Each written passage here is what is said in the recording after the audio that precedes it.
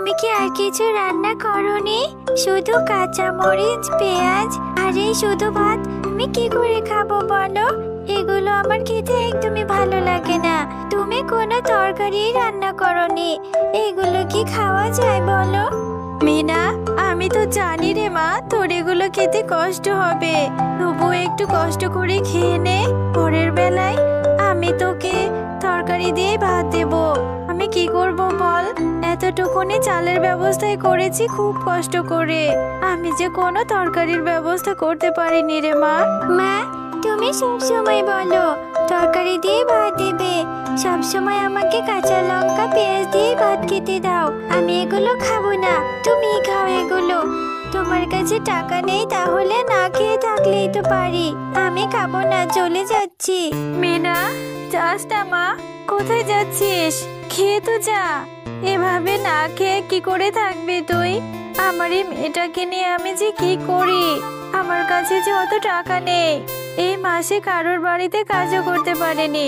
কারোর কাছে যদি একটু বাকিতে সবজি পাই, তাহলে মেয়েটাকে রান্না করে দিতে পারবো। মা, আপনি কি আমাকে বাকিতে কিছু সবজি দিতে পারবেন? আমি এই মাসের মধ্যে আপনাকে টাকাটা ফিরিয়ে দেব।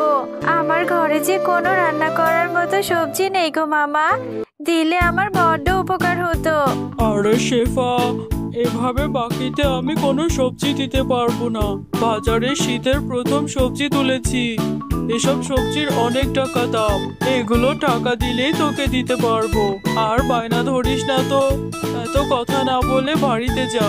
বাঘ মামা, আপনি আমার সাথে এরকম আচরণ কেন করছেন? আমার স্বামী একসময় বেঁচে থাকতে আপনাদের কত উপকার করেছে। লাগবে না আমার সবজি, আমি টাকা দিয়ে সবজি কিনে খাবো আপনাদের থেকে। আজ আমি অসহায় বলে আপনারা আমাকে কত অবহেলা করছেন। চলে যাচ্ছি আমি। আরে যা যা, এসেছে বাকিতে সবজি নিতে, আবার বড় বড় কথা বলছে। মিনা, তোকে কতক্ষণ ধরে খুঁজছি, তুই এখানে বসে আছিস কেন? কি হয়েছে আমাকে বল। বান্টি, জানিস আমার মনটা ভীষণ খারাপ। মা না আমাকে রোজ রোজ কাঁচা লঙ্কা আর পেঁয়াজ দিয়ে ভাত খেতে দেয়। তুই বল, আমার যে প্রতিদিন কাঁচা লঙ্কা পেঁয়াজ দিয়ে ভাত খেতে ভালো লাগে না রে, তাই আমার মনটা ভীষণ খারাপ। ও এই ব্যাপার, আমার সাথে চল, আমরা দুইজন মাঠে যেয়ে খেলা করব।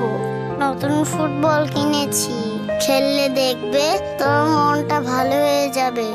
এরপর মিনা বান্টির কথা মতো খেলার জন্য বান্টির সাথে তাদের বাড়ির সামনে মাঠে চলে যায়। আর সেখানে গিয়ে তারা দুজন অনেক আনন্দ করতে থাকে। তারা দুজন নতুন বলটি দিয়ে অনেক খেলতে থাকে। বান্টি, বান্টি, আমি আর খেলতে পারছি না রে, আমার শরীরটা যে ভীষণ খারাপ করছে। আমি তো সকালে না খেয়ে বাড়ি থেকে চলে এসেছি, আমার না অনেক খিদে পেয়েছে রে। তোর অনেক খিদে পেয়েছে? তুই একটু দাঁড়া, ই থেকে তোর জন্য খাবার নিয়ে আসছি। কিছু খেলে দেখবি তোর আর খিদে লাগবে না। আমি যাব আর আসবো, তুই কিন্তু আবার চলে যাস না। কিছুক্ষণ পর বান্টি তাদের বাড়ি থেকে মিনার জন্য বড় এক টুকরো কেক নিয়ে আসে। এই নে মিনা, এই কেকটুকু পেয়েছি, এটা খেয়ে নে, দেখবি অনেক ভালো লাগবে। এই কেকটা খেতে না খুব মজা। এরপর মিনা বান্টির থেকে কেকটি নিয়ে খেতে থাকে। আর এমন সময় বান্টির মা বাঘিনী সেখানে চলে আসে। আরে বান্টি, তুই এই মেয়েটাকে এত দামি কেকটা খেতে দিলি? আমার কাছে শুনেছিস একবারও? এই মিনা, তোর তো সাহস কম না? আমার ছেলেকে ভুলিয়ে ভালিয়ে আমার ছেলের খাবারগুলো খাচ্ছিস। কাকিমা, আমি তো বান্টির কাছে খেতে চাইনি, আমার যে খুবই খিদে পেয়েছিল। আমি সেই সকাল থেকে কিছু খাইনি, তাই বান্টি আমাকে ঘর থেকে ওর কিছু কেক খেতে দেয়। হ্যাঁ হ্যাঁ, বুঝেছি বুঝেছি, আর আমাকে মিথ্যে কথা বলে বোঝাতে হবে না। চল বান্টি, আমাদের জমিতে অনেক ফুলকপি হয়েছে, ফুলকপিগুলো তুলতে হবে। মিনা, তুইও আমার সাথে যেতে পারিস। আমার সাথে একটু কাজ করে দিবি চল। ও কাকিমা, তোমাদের জমিতে ফুলকপি হয়েছে, আমি তোমাকে সাহায্য করব। চল বান্টি, তুই আর আমি মিলে কাকিমায়ের সাথে ফুলকপি তুলবো। মিনা বান্টির মায়ের সাথে তাদের ফুলকপির জমিতে চলে যায় আর তাদের সাথে ফুলকপি তুলতে থাকে। কাকিমা, আমি তোমার কাছে একটা ফুলকপি চাইবো, তুমি কি আমাকে একটা ফুলকপি দেবে? আমার না ফুলকপি খেতে অনেক ইচ্ছে করছে, আর আমাদের বাড়িতেও তো কোনো সবজি নেই বলে আমার মা কোনো তরকারি রান্না করতে পারেনি। দিবে কাকিমা? আরে মিনা, একে তো বান্টির থেকে কেক নিয়ে খেয়েছিস, আবার এখন ফুলকপি চাইছিস। ফুলকপির যে দাম, বছরের প্রথম ফুলকপি আমারই চাষ হয়েছে, এখন আবার ফ্রিতেই চাইছিস? না রে বাবা, ফুলকপি দিতে পারবো না। পাশে যে ফুলকপির আগাছাগুলো রয়েছে ওই পাতাগুলো বাড়িতে নিয়ে যা, তোর মাকে রান্না করে দিতে বলবি। একটা ফুলকপি দাও না গো কাকিমা, আর ওই ফুলকপির আগাছাগুলো কি রান্না করে খাওয়া যায়? ঠিক আছে, আমি ওগুলোই মার কাছে নিয়ে যাই, মাকে বলবো রান্না করে দিতে। এরপর মিনা সেই ফুলকপির আগাছাগুলো নিয়ে বাড়িতে চলে যায় আর বাড়িতে গিয়ে দেখে তার মা তার জন্য উঠোনে বসে অপেক্ষা করছে। মিনা, সেই কত জায়গায় তোকে খুঁজেছি, কোথায় গিয়েছিলে তুই? আমি তোর জন্য তরকারি রান্না করে অপেক্ষা করছি, আর তুই সেই সকালে না খেয়ে গিয়েছিস, এখন প্রায় বিকেল হয়ে গেল। কোথায় ছিলি আর এসব কিনে এসেছিস তুই?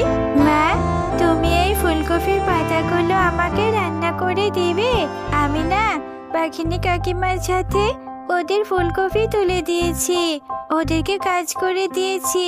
আমি একটা ফুলকপি চেয়েছিলাম কিন্তু ওরা দেয়নি, বলল এই ফুলকপির আগাছাগুলো নিয়ে মাকে দিতে, তারপর তুমি আমাকে রান্না করে দিবে।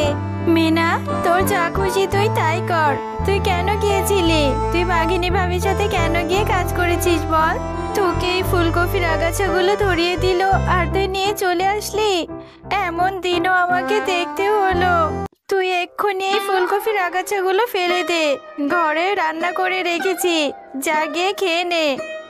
এই কথা বলে মিনার মা মনটা খারাপ করে সেখান থেকে চলে যায়। আমি তো ভালোর জন্যই এই ফুলকপির পাতাগুলো এনেছিলাম, মা তাহলে আমার সাথে রাগ করলো কেন? বুঝেছি, আমি অন্যের বাড়িতে কাজ করেছি বলে মা কষ্ট পেয়েছে, আমি এক্ষুনি এগুলো ফেলে দেব। এরপর মিনা সেই ফুলকপির পাতাগুলো নিয়ে তাদের ঘরের পাশে পুকুরে ফেলে দেয়। ফুলকপির পাতাগুলো ফেলে দিয়েছি, এখন আর মা আমার সাথে রাগ করে থাকবে না। আমি যাই, গিয়ে আমার মাকে ডেকে নিয়ে আসি। মা, ও মা, কোথায় গেলে তুমি? তাড়াতাড়ি এদিকে এসো না, দেখো দেখো আমাদের উঠোনের পুকুরে কত ফুলকপি হয়েছে। দেখো না মা, এত ফুলকপি কোত্থেকে এলো মা, বলো তো? আরে মিনা, হ্যাঁ তাই তো দেখছি, এত ফুলকপি আমাদের পুকুরে কি করে এলো রে? এখানে তো কালকেও কোনো ফুলকপি ছিল না, এটা কি করে হলো? আমি তো কিছু বুঝতেই পারছি না রে। এখন আর আমাদের কোনো অভাব থাকবে না, আল্লাহ আমাদের উপর দয়া করেছে। হ্যাঁ মা, এখন থেকে আমরা এই ফুলকপিগুলো বাজারে বিক্রি করব, আর প্রতিদিন অনেক ফুলকপি খেতে পারবো। আমাদের কোনো সবজির অভাব হবে না, আমাদের অনেক টাকা হবে মা, বলো? এরপর মিনা এবং তার মা মিলে তাদের পুকুর থেকে কিছু ফুলকপি নিয়ে বাজারে বিক্রি করতে চলে যায়, আর এভাবে ফুলকপি বিক্রি করে তারা অনেক টাকা রোজগার করতে থাকে। মিনা এবং মিনার মা তারা অনেক ভালো ভালো খাবারও খেতে পারে, তাদের দুজনের দিন অনেক ভালোভাবে কাটতে থাকে, তাদের আর কোনো অভাব থাকে না।